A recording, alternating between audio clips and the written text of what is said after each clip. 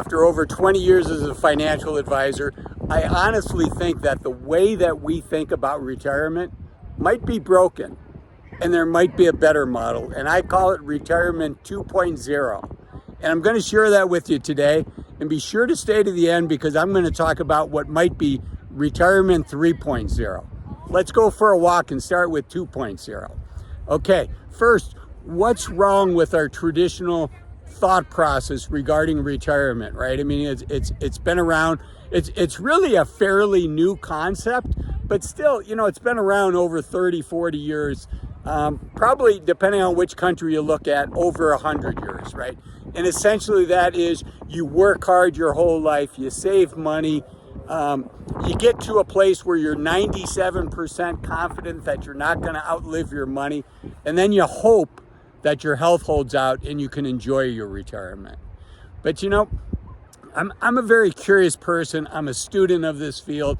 I've worked with a lot of families, and I just think that there's a better way. And two of the seminal books that have had an influence on how I think about retirement planning is Bill Perkins' book, Die with Zero. Regular viewers of my channel know that I talk about that book often.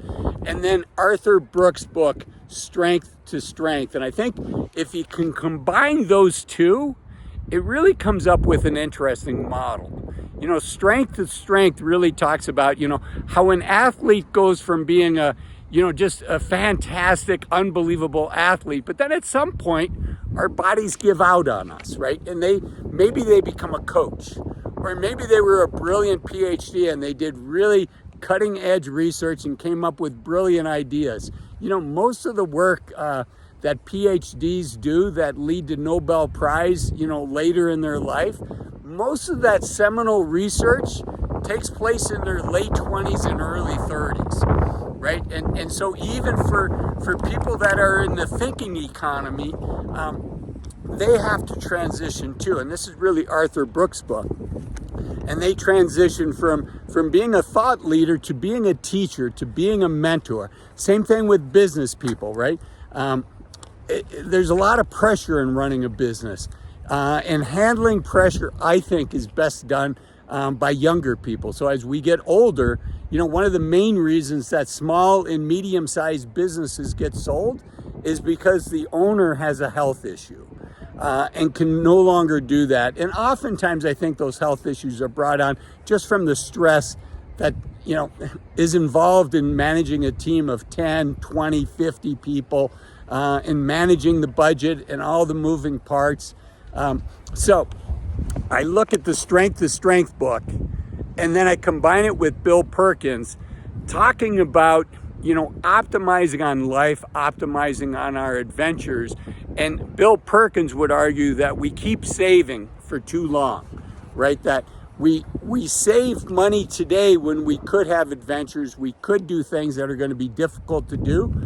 And we save it and then spend it at a time in our life where it has a much lower impact, a much lower positive impact on our life.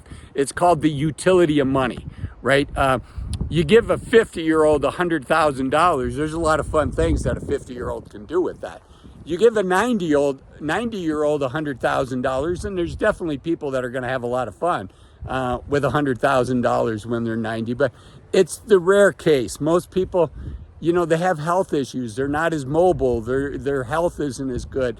Their mental acuity isn't as good. So Bill Perkins talks about really where the optimal point is. And Bill would say it's much sooner than what we're doing now. So, I look at those two books and I say, is there a better way?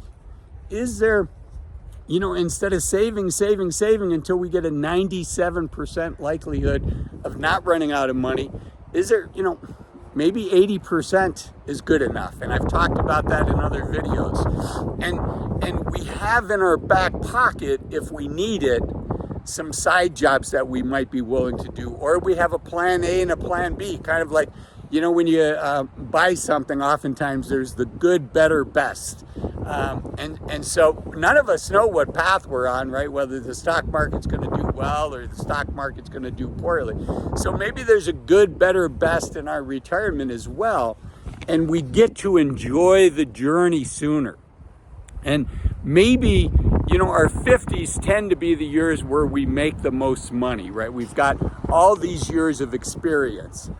And maybe the way we think about kind of being on the glide path to getting into retirement, maybe we need to update that and say, yes, I've got all this experience. This is when my value to my company is the highest, but it's also when your body doesn't want to handle all that stress and all that pressure.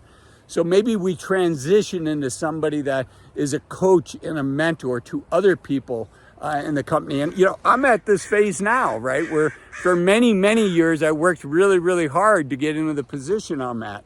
And at some point, we all need to transition and say, my role now is to make sure that the other people on my team can do this and to transition into more of a mentor. So retirement 2.0, I think, is having a dual mandate, almost like the Federal Reserve has. The Federal Reserve sets our interest rates, and their dual mandate is, keep inflation in check, and that's what we're seeing.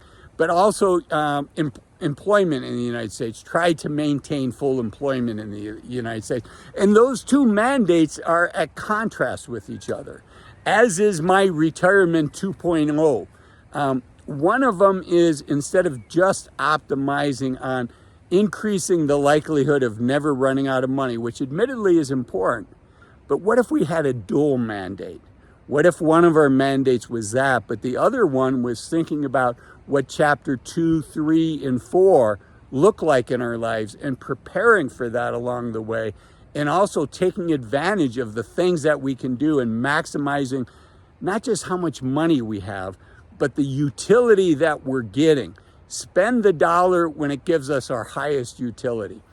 For a financial advisor, people are often surprised. I personally, I tell my kids, and if clients want me to, I'll share with them that, I think it's okay in your early 20s to maybe not save that much money, maybe not put that money in the Roth, which is kind of heresy in my field, because, the Roth IRA is the ultimate. And if you save X dollars before 30 in the Roth IRA, it's going to grow to Z dollars.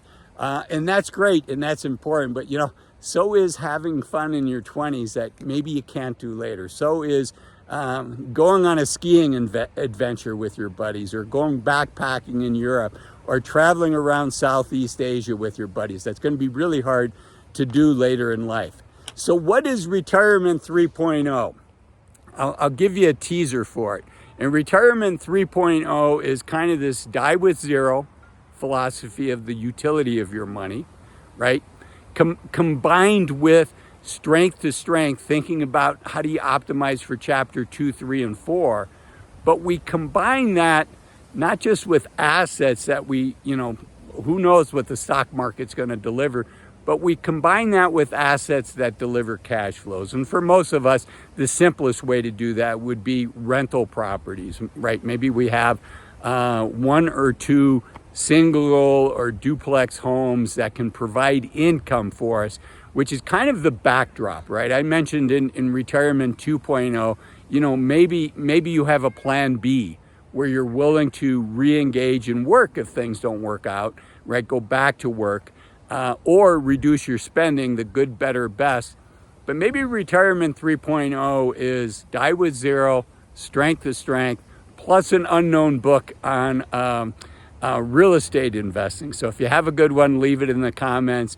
And I encourage you to watch this video up here where I talk about average income in retirement, and this video down here where I talk about 5 reasons to retire as soon as you can. If not on retirement 1.0, then retirement 2.0. Thanks for watching. Bye-bye.